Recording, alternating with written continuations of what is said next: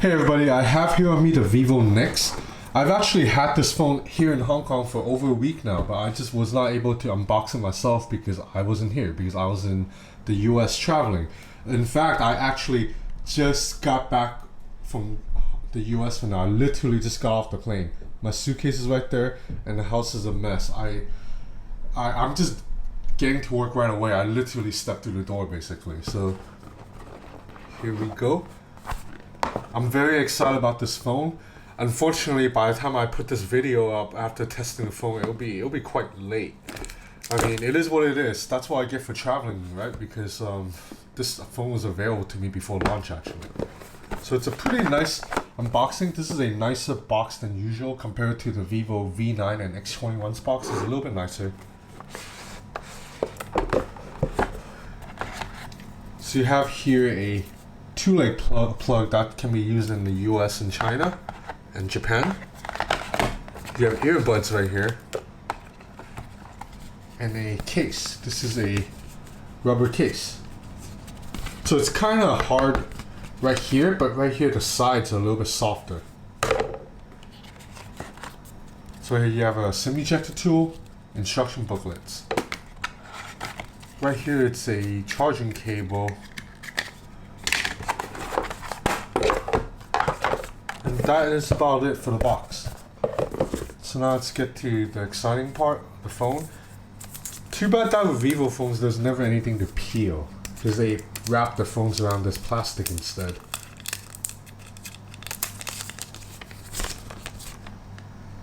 So I was in LA for the past week, and I personally like Hong Kong a little bit better than LA in terms of just living.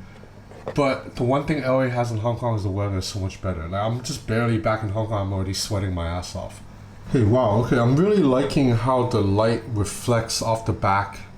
Kind of this special pattern. I don't know if you can see in the video, but right now, if you look closely at the back, it's just not a plain glass back. There's a little bit of kind of like a grid, a pattern grid. So that's why the light reflects a little bit differently. It's definitely unique. So this phone feels very similar in the hand to the OnePlus 6 and also the Vivo X21. But you see right off the bat the NEX is a little bit longer, but overall the shape and contours of the phone very similar. Okay, I'm gonna have to set the phone up. I'm gonna set it up, play with it for a bit, I'll be back. Alright guys, so I'm back. I tested the Vivo NEX for a little bit more than a day and here are my early impressions. So first things first, this screen is huge. It's a 6.6-inch display that, just from the size alone, makes it very eye-catching. Whether you're watching YouTube videos or Instagram stories, just having a larger display makes everything look more immersive, especially when you put it next to something like an iPhone 10. And then when you consider the fact that the screen is a Super AMOLED panel from Samsung, that means the colors are bright and vibrant, and that there's no notch at all. This is almost a completely bezel-less phone. You have a phone that's very stunning to look at from the front. So by now you already know, this phone doesn't have a notch because Vivo managed to find a workaround for all the components that traditionally needed a bezel or a notch. The proximity sensor, for example, has now been hidden at the top of the screen, while the traditional earpiece has been removed in favor of a new technology that pumps sound through the display. Vivo calls this screen sound casting technology, and it worked perfectly fine during my test phone calls. I could hear the other side loud and clear. The 8-megapixel selfie camera, by now you already know, has been moved to the top of the phone in a hidden slot. So I was one of the first people to test the Vivo Apex at MWC, and the mechanism works about the same here. Anytime you need to use a selfie camera, whether it's inside the camera app or you're on Instagram stories, the module will pop up automatically. When you close the camera app or switch back to the main camera, then the module slides back down inside the phone. So far I've had no issues with it. The module pops up fast and seamlessly, though I do worry how it'll hold up if I continue to use this phone for like a year. Because if I use it for a year, I'm gonna have the camera pop up and down maybe 5,000 times. But Vivo claims that it's tested the camera over 50,000 times, so that means it should withstand even a year or two of use. So much like the Vivo X21, the NEX has a fingerprint reader embedded underneath the display. And I think Vivo used the last few months to fine-tune their technology because it seems to be a bit more reliable than before. There is one issue though. The fingerprint scanning area on the screen turns off when the phone is lying flat on a table. I think Vivo is doing this to save battery, but that means when you want to unlock your phone while sitting flat on a desk, you have to move the phone a little bit for the fingerprint sensing area to turn back on, and then you can unlock the phone with your finger. So could be a little bit annoying.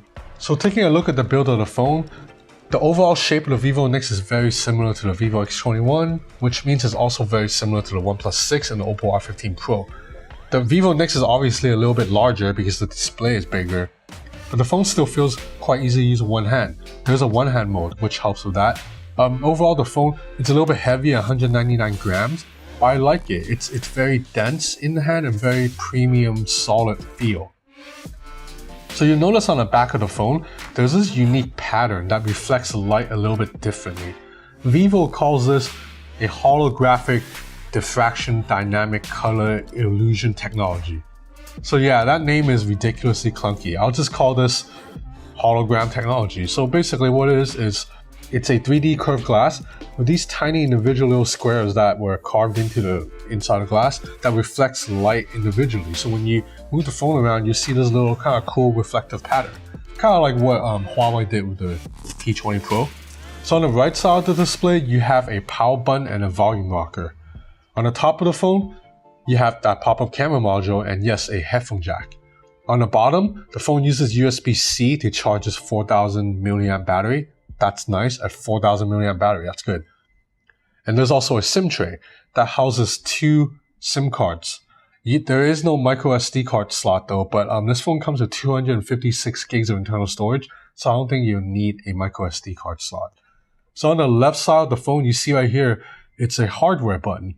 Yes, just like the Samsung Galaxy S9 and the LG G7, Vivo has added a dedicated hardware button. So on Samsung, it's called a Bixby button, it launches Bixby. On the LG G7, it launches the Google Assistant. On the Vivo NEX, it launches Vivo's own digital assistant called Jovi. So now, unfortunately, Jovi can only speak Mandarin. I only speak a little bit of Mandarin, I speak Cantonese.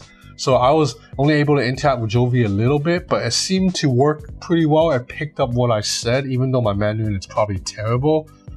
And Jovi seems to be able to do quite a lot of different things, such as scanning images, recognizing scenes and all that. But you know, there's almost zero chance that Jovi is going to be as good as the Google Assistant. So again, this makes Jovi, like Bixby, a little bit redundant because this is an Android phone. So Google Assistant, it's already in there. So why don't we just use Google Assistant, which it's going to be better than Jovi. But you know, props to Vivo for trying to create something on its own. So now about Vevo Software. I've gone in depth about this before in previous videos and it's basically the same thing here. Vevo Software, it's called FunTouch and it's heavily influenced by iOS, meaning that there are these square-ish icons, there's no app tray, and there's a control center that you activate by swiping up from the bottom. So it's a little bit weird because on Android, I'm used to having all these toggles on the notification shade. So it's a little bit weird that you get it in the control center, which is copied from the iPhone, which ironically won't even be around anymore because the iPhone 10 got rid of it, and we know that the next iPhone is probably not going to have it too. Unfortunately, because this phone is a Chinese unit, it doesn't come with Google built in. You have to download Google on the side, but Vivo makes it pretty easy. You just have to go to Vivo's App Store and you can download Google. But there are also a lot of bloatware, those Chinese apps that come with all these damn Chinese phones. But good thing is you are able to delete them, most of them anyway, so this phone I can manage to get it down to pretty clean. There is one major area of concern though. For some reason, Vivo no longer lets you put a third-party launcher on the phone unless you sign up for a Vivo account. But you cannot sign up for a Vivo account unless you have a phone number in China, which I don't have, which most of you watching probably don't have. So that means if you want to put Nova Launcher on this phone, you can't unless you have a Vivo account. And you can't have a Vivo account unless you have a China phone number. There are some good things about Vevo Software though. I like that you can double tap to turn on or off the screen. You can draw alphabets to launch certain apps, but The number of apps that you can open is quite limited compared to the OnePlus 6, which lets you open any app. I also like that there's swiping navigation gestures, which Vivo actually came up with. So you don't have to tap on the traditional Android button, you can just swipe around, and I really like it. It's very intuitive and it gives you a little bit more screen space. So I've gone this long without talking about specs, but it's the most powerful specs in here. Snapdragon 845 with 8 gigs of RAM. That's the most powerful combo possible right now on Android. So let's talk a little bit about the cameras. I'm going to be brief because the Vivo NEX has almost the exact same camera setup as the Vivo X21, and I already made a video on that a month ago. So on the back, you have a 12 megapixel main sensor with an f1.8 aperture and a 1.4 micron pixel sensor size. So that's good. That's a large sensor. That means it can pull in more light and more details. The secondary camera is 5 megapixels. The selfie camera is 8 megapixels, and photos, I'm going to put up some samples right now. As you can see, pretty solid, pretty decent, above average. In a day, you're going to have good details, pretty good dynamic range. Not as good as on a true flagship like a Samsung Galaxy S9 with a better dynamic range. But I'm really impressed by the Vivo NEX's low light capability. So I'm going to put up some samples right now of photos taken in the dark with the Vivo NEX, the iPhone X, and the OnePlus 6. And as you can see, the Vivo NEX actually has the brightest image. So now the Vivo NEX can also record video in 720p, 1080p, or 4K, each at 30 frames per second. Video footage is solid, but not as great as something from the OnePlus 6. So you see right here, it's still a little bit jerky.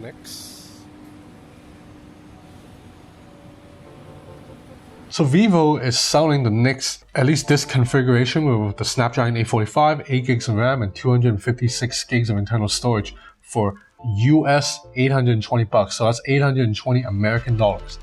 That's still cheaper than the iPhone X or the Samsung Galaxy S9 or the Huawei P20 Pro, but it's pretty damn expensive for a Chinese phone, considering that the OnePlus 6 is selling for something like 540 bucks right now. But you know, the Vivo NEX, it's a special piece of technology. It uses so many of these futuristic tech that can't be found anywhere yet. The under-screen display fingerprint meter, the pop-up camera, the kind of earpiece that's buried underneath the screen. So these are all cool technology that you have to pay a premium for to use. And I think people who are interested in this phone will be kind of die-hard Android geek. And for those people, I think they're not going to be disappointed. The Vivo NEX will give them what they want. For everybody else though, you might be better off getting the OnePlus 6 or even the Vivo V9 or X21 because those phones are a little bit cheaper. It doesn't look as stunning, but those phones still look pretty damn good. But you know, I think props to Vivo for trying something different because everybody else is putting out the same phone now. Vivo and Oppo obviously are doing something different. And you know, they want to charge the phones a little bit more. It is what it is. People in China seems to be buying the phone, so obviously people think the price is okay. Okay, there's construction in my house. It's driving me crazy, so I'm gonna step outside now. Thanks for watching this video. I'll be back with a more in-depth review in another week or so. I have a couple more gadgets I have to test. So thanks for watching.